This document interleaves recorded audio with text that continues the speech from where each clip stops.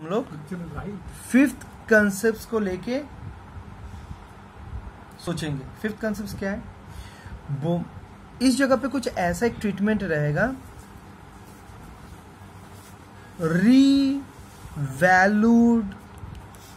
Figures should not be shown in the new balance sheet. New balance sheet इसका मतलब क्या हुआ? पहले सिचुएशंस को समझ लेते हैं। बैलेंस शीट, इस जगह पे मान लो लैंड एंड बिल्डिंग है, इस जगह पे मान लो फर्नीचर है। सुनना बहुत अच्छी तरीके से। Land and building 1 lakh, furniture है 80,000। और इस जगह पे मान लो क्रेडिटर है मान लो 30,000। अब एडजस्टमेंट में ये मेंशन है कि जो लैंड एंड बिल्डिंग है ये इंक्रीज्ड बाय मान लो 10,000। First adjustment. Second, furniture decreased to 70,000। और मान लो इस जगह पे क्रेडिटर रिटर्न ऑफ करना है, दैट इज देना नहीं है, 5,000। ठीक है। उसके बाद लास्ट में जाके यही बताएगा, और एक है कि revalued figure of the assets and liabilities will not be shown। और ये भी बता सकता है कि नया जो बैलेंस शीट है उस बैलेंस शीट में एसेट और लायबिलिटी का पहले जितना वैल्यू था उसी वैल्यू में दिखाना होगा। दैट इज रीवैल्यूड फिगर, दिखाना नहीं है। ठीक है। तो हम लोग क्या करेंगे, ये सिचुएशंस रहेगा। इस जगह पे हम लोग क्या करेंगे, सुनना बहुत अच्छी तरीके से। तो हम लोग क्या बनाएंगे, एक रिवैल्यूएशन अकाउंट बना लेते। तो इस जगह पे इंक्रीज बाय 10,000, तो इस जगह पे 10,000 लिख देते बाय लैंड एंड बिल्डिंग। उसके बाद क्रेडिटर कम हो रहा है तो इसका भी बेनिफिट मिलेगा 5,000। और इस जगह पे हम लोग लिखेंगे फर्नीचर। ये क्या है, फर्नीचर डिक्रीज टू 70,000 था, कितना 80,000, दैट इज 10,000 से डिक्रीज हुआ। तो अब इस जगह से हम लोग क्या निकालेंगे, 15,000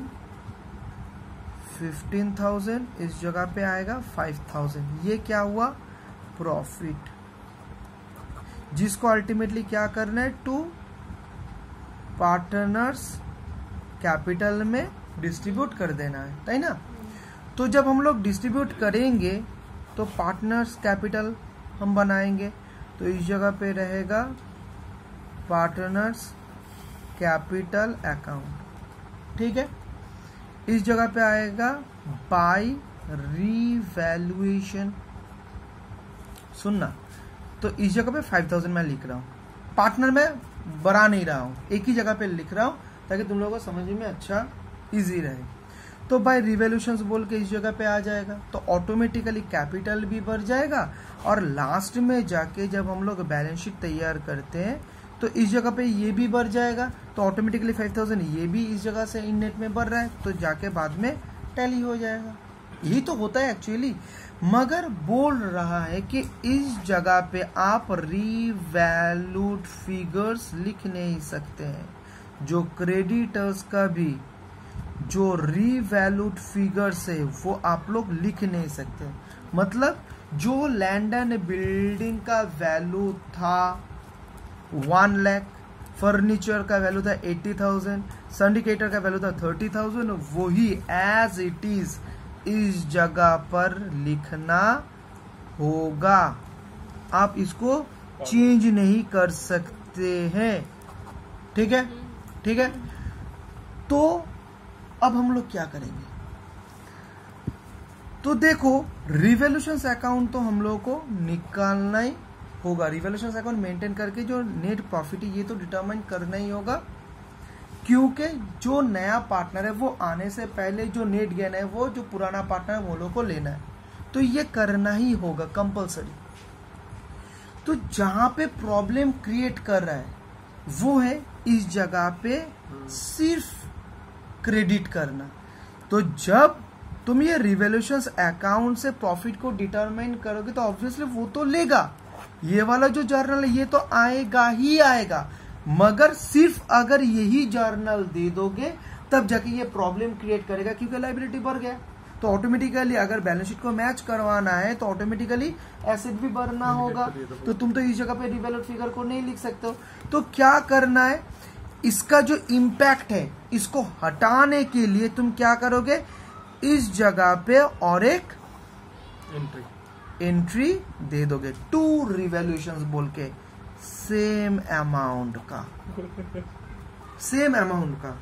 तो पहले देखो, पहले सोचो, ये जो 5000 प्रॉफिट हुआ, ये 5000 प्रॉफिट पार्टनर्स लोगों के कैपिटल में ऐड हो जाएगा, ऐड हो गया ना।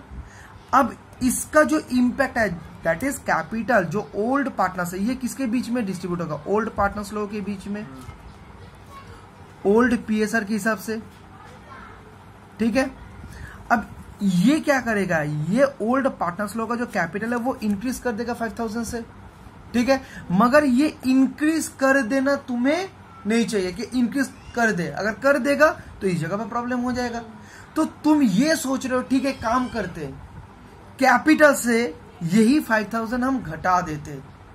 तो घटाएंगे कैसे, उल्टा साइड में सेम अमाउंट से हम लोग एंट्री दे देंगे, मगर इस जगह पे सिर्फ ओल्ड पार्टनर्स नहीं रहेगा, ऑल पार्टनर्स आ जाएगा, that is including new partners.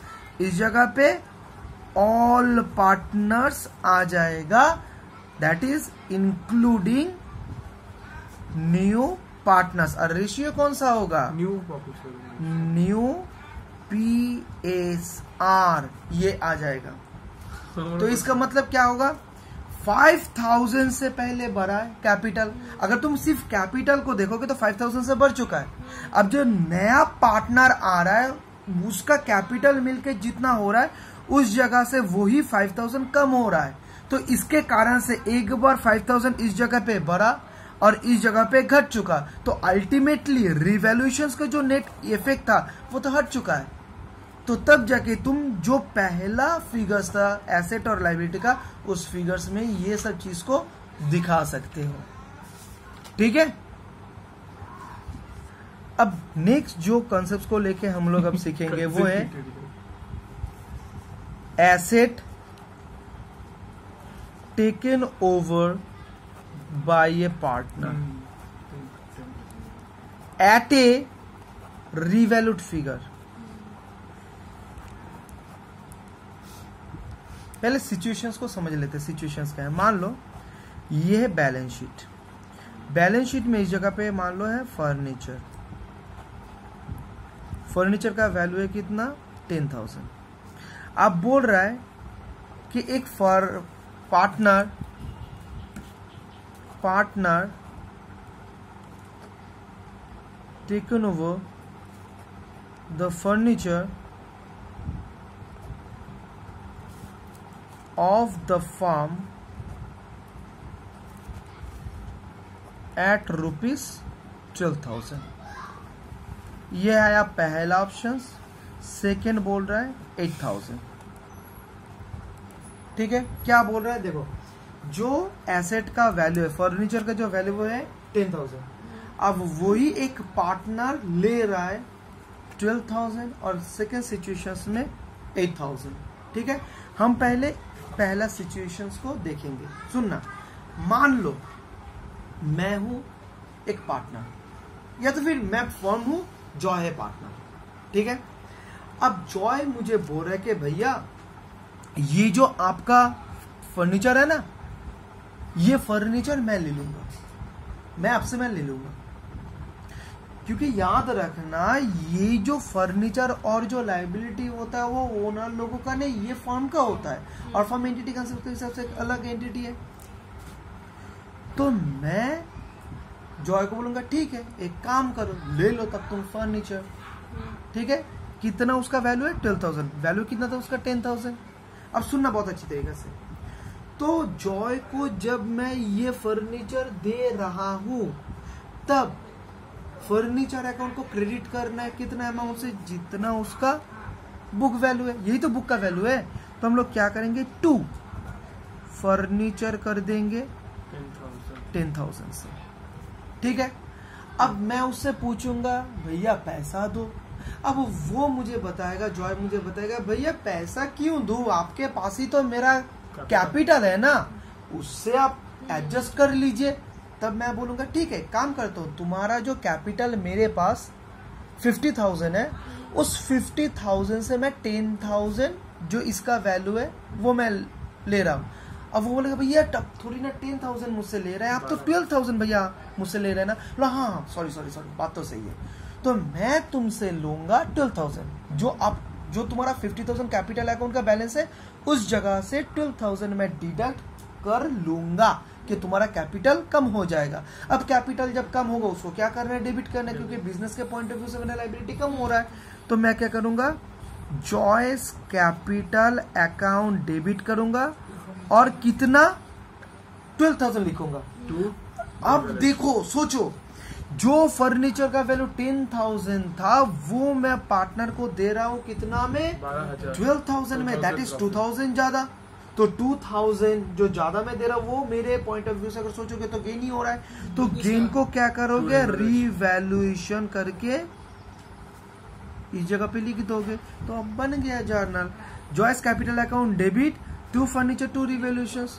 तो 2 रिवैल्यूएशंस में क्रिएट करना है और जॉयस के कैपिटल अकाउंट में 12,000 लिख देना है, बस काम खत्म। और जो नया बैलेंस शीट होगा उस जगह पे ये वाला फर्नीचर आएगा ही नहीं। अब सेकेंड आ जाओ, सेकेंड सिचुएशन में।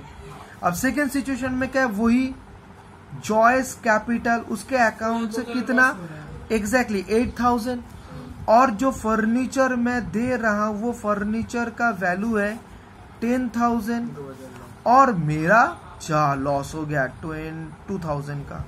तो रिवैल्यूएशन से अकाउंट डेबिट करके 2,000 इस जगह पे लिख दूंगा, हो गया जानना कितना इजी है। अच्छा, जो आज के लिए लास्ट डिस्कशन होगा कंसेप्ट का वो है 7। इस जगह पे क्या है 10% general reserve will be transferred to workman compensation fund, ठीक है। तो इसका सिचुएशंस क्या होगा, मान लो इस जगह पे जो बैलेंस शीट था रिजर्व कितना है, मान लो 1 लाख और जो वर्कमैन कंपेंसेशन फंड है वो मान लो 20,000। आप बोल रहे हैं ये जब एडमिशन हो रहा है पूरा 1 लाख कहां पे चला जाएगा, ओल्ड पार्टनर्स के बीच में भी डिस्ट्रीब्यूट हो जाएगा।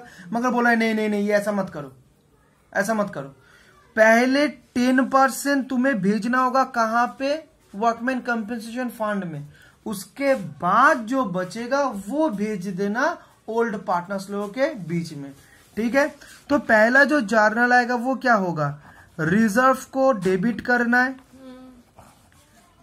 टू वर्कमैन कंपेंसेशन फंड, कितना अमाउंट 1 लाख का 10% दैट इज 10,000, ठीक है। तो बचेगा कितना रिजर्व में 90। तो उसके बाद सेकेंड जो जर्नल आएगा वो है reserve account debit to old partners capital account, old partners capital account 90,000 को बांट देना है एज पर ओल्ड PSR, बस हो गया। कोई प्रॉब्लम है?